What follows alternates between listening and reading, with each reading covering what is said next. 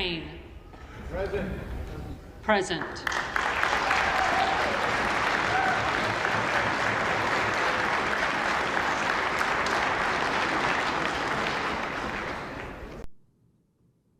Who is this upstart freshman congressman out there stepping on toes already? Joining me now, my friend Eli Crane, former Navy SEAL, congressman from Arizona, one of the few I actually like. What's wrong with you, Eli? Don't you know leadership's going to be mad about stuff like that? Well, Jesse, happy to be here. Happy to be representing the people of Arizona's 2nd Congressional District. This whole thing has just been about keeping the promises that I made to folks in the district, being their voice up here in this room. And as you know, sometimes when you actually represent the people that sent you here, it's not always popular in this town. What has the response been from your district? Because I have heard from virtually every DC GOP type, almost all the talking heads too, on radio, TV, everyone, that you guys are a bunch of treasonous terrorist traitors out there. But I'm very curious what the people actually think. Well, it's interesting that you asked that, Jesse, because not too many people seem to care what the people think.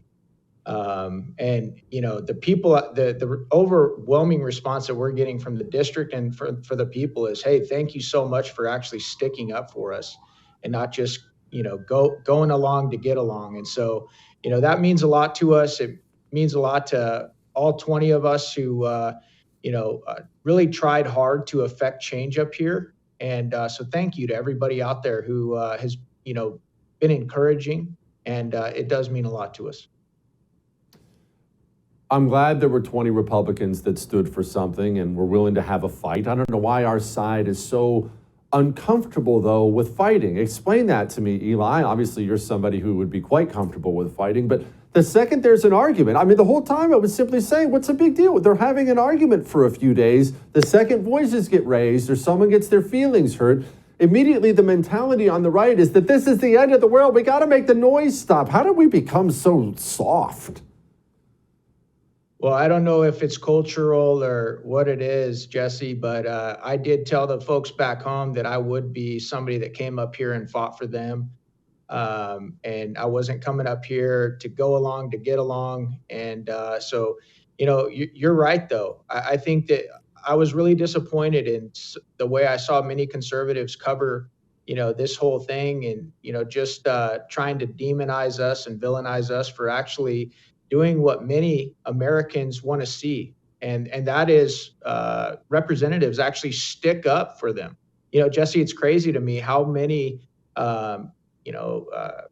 folks that run for office go home and they tell their constituents, oh, I'm going to come up here and fight for you and, do this and do that, and then they get up here and they cave to the pressure. And before you know it, after a couple of years, without even knowing it, they've become a part of the establishment. And it's sad to see, but I did experience last week, the tremendous amount of pressure that gets thrown at you when, you actually, represent something more than your own self-interest. And it's pretty impressive, but I'm glad and I'm honored to be a part of a small group that actually was willing to, get in a little bit of a fight. And I think we got some good concessions, for the American people. And even more importantly, Jesse, I think I think this Republican Party now knows that there will be, folks in this Congress that are actually willing, to make things uncomfortable if need be, to get what we need to get done to start turning this thing around. When you say pressure, explain what you mean. What does leadership do? I'm not asking for names. You do whatever you want, but what do they do? How do they make you feel pressure? You're up there voting president. I'm sure they were making you feel the heat in some way. Yeah, well, to be honest, you're getting phone calls and text messages from some of the most, powerful people in our party, in the country. You're seeing it on the news. You're seeing what people who you've watched for years and have a tremendous amount of respect for, calling you all sorts of names.